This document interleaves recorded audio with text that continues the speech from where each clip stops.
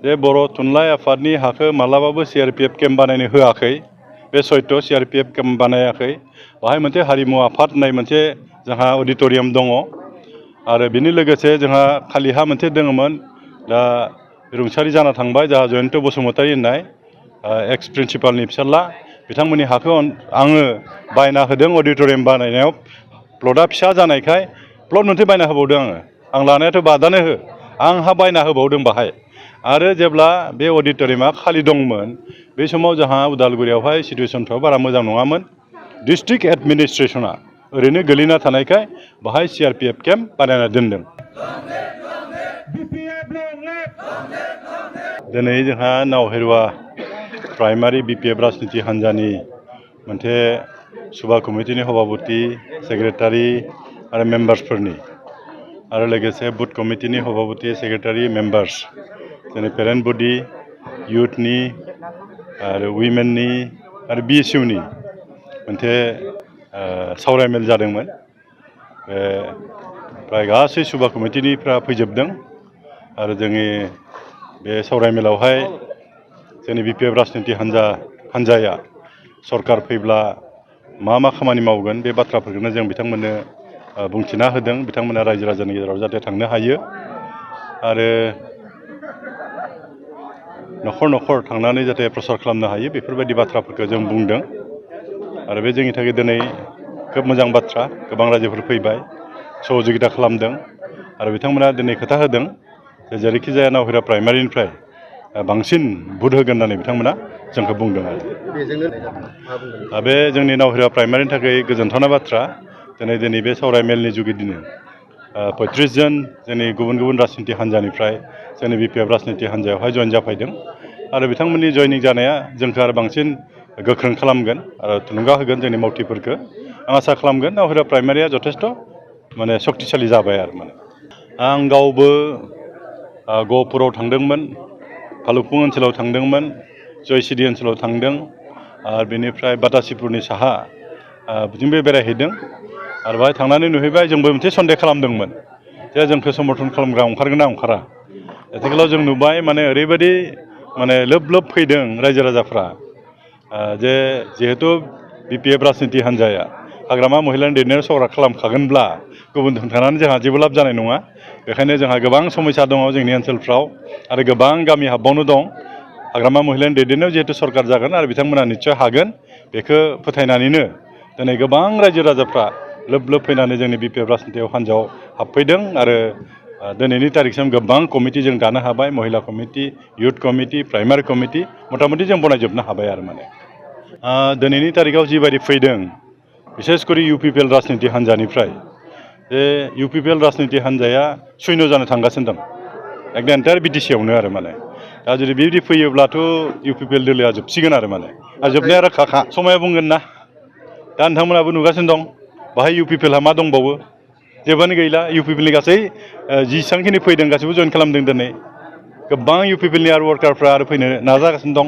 जों सम होनो हायाखै जइन खालामनायनि, जोंथ' सानफ्रोमबो जयनिं प्रग्राम लादों। बेखायनो जों दा जिबायदि नुबाय, मैयाबो आं क'क्राझाराव रायज्लायहरदों, चिराङाव रायज्लायहरदों, हजोंबो एखे अबस्था UPPL-नि अबस्थाफ्रा। गतिके BPF राजनिति हान्जाखौ मोजां मोनखाबाय, हाग्रामा महिलारिखौनो नागिरखाजोब्बाय। जिहेतु प्रमद बर' दैदेननाय जिथु सरकार, बिथांमोना रायजो राजानो जिफोर खोथा होदोंमोन बे खोथाफोरखौ मोनसेबो लाखिनो हायाखै। गतिके बिथांमोननि सायाव फोथायनायानो गैलिया रायजो राजाफोरहा। गतिके अल्टारनेटिभ हिसाबै हाग्रामा महिलायानो मोजांमोन, बिथाङानो मोजां सालायदोंमोन, गोबां सुबिदा मोन्दोंमोन, गोबां जौगानाय खामानि मावदोंमोन, ओरै होननानै रायजो राजाफ्रा सरसा खालामदों आरो दा बेखौ नायोब्लाथ' UPPL-आ लाथिख' जासिगोन आरो जोबसिगोन। आं अबयसे बबे मिडियायाव होदों बेखौ आं दाबो नुवाखै, नायाखै। आङो बेनि फिननायाव आं बुंनो नागिरदों जे बर' थुनलाइ आफादनि हाखौ मालाबाबो CRPF केम्प बानायनो होआखै। बे सयथ' CRPF केम्प बानायाखै। बाहाय मोनसे हारिमु आफाद होननाय मोनसे जोंहा अडिट'रियाम दङ आरो बेनि लोगोसे जोंहा खालिहा मोनसे दङमोन, दा रुंसारि जाना थांबाय जोंहा जयन्त बसुमतारी होननाय एक्स प्रिन्सिपालनि फिसाला, बिथांमोननि हाखौ आङो बायना होदों अडिट'रियाम बानायनायाव। प्लटआ फिसा जानायखाय प्लट मोनसे बायना होबावदों आं लानायाथ' बादानो हो, आंहा बायना होबावदों बाहाय। आरो जेब्ला बे अडिट'रियामा खालि दंमोन, बे समाव जोंहा उदालगुरियावहाय सिटुवेसनफ्रा बारा मोजां नङामोन। डिस्ट्रिक्ट एडमिनिस्ट्रेसना ओरैनो गोलैना थानायखाय बाहाय CRPF केम्प बानायना दोनदों। आं गोबां रिकुवेस्ट खालामबाय डिस्ट्रिक्ट एडमिनिस्ट्रेसन बै समाव जे बेखौ खालि खालामनांगौ, खालि खालामब्ला जोंहा गोबां प्रग्रामफोर जायो, बे प्रग्रामाव बाहायनो हायो। खिन्थु अल्टारनेटिभ जायगा होनो हायिलाय बिथांमोनखौ बेयावनो दोनबाय थानाय जाबाय आरो माने बेखौ सोरबा नंखाय माने सेल्फ इन्टारेस्ट थानाय बा आंखौ गाज्रि मोननाय जायफोर सुबुंफोर दङ बिथांमोना मिसा अजद लाबोदों आरो माने प्रमान नायहैबानो जाबाय ना सार्कोल अफिसाव थांनानै बे प्लट मोनसे हाखौ सोर बायना होनाय हारिमु आफादनि नामाव बेफोरखौ नायबानो जाबायना ओरैनो बुंबाथ' जायाना आंथ' चेलेन्ज खालामनो हागोन। ओरैनो मिसा अजद होनानै बदनाम खालामनो नागिरनाय बेफोरो आंखौ जेबो खालामनो हाया, आं लानो नागिराखै आरो जायफ्रा बे अजदखौ लाबोदों हयथ' बिथांमोनासो इन्टारेस्ट लादोंमोन आरोखि जानि बेखायसो बेबायदि अजदखौ लाबोदों। जोंहा नै दिनै बे नावहेरुवा प्राइमारि BPF नि आन्दाराव जेसेबां जोंहा सुबा कमिटि आरो बुथ कमिटि दङ दिनै बिथांमोननि मोनफ्रोमबो बुथ कमिटि आरो सुबा कमिटिनिफ्राय जोङो साबा सोद्रोमाफोरखौ लेंहरनानै आरो जोंनि प्राइमारि पेरेन्टस बडि अमेन इयुथ आरो BSU निफ्राय जोंनि एक्जिकिउटिभ बडि बिथांमोनखौ लेंहरनानै जों मोनसे सावरायलायनाय जादों जे फैबाय थानाय BTC नि जि बिसायख'थि बेयाव जों मा रोखोमै जों बाहागो लागोन आरो रायजो राजानि खाथियाव जोङो मा इसु लानानै जों रायजो राजाखौ जोङो नांगोलनि सावगारियाव भट होनो खावलायगोन दा बेफोरनि सोमोन्दै जों दिनै गुवारै सावरायदों।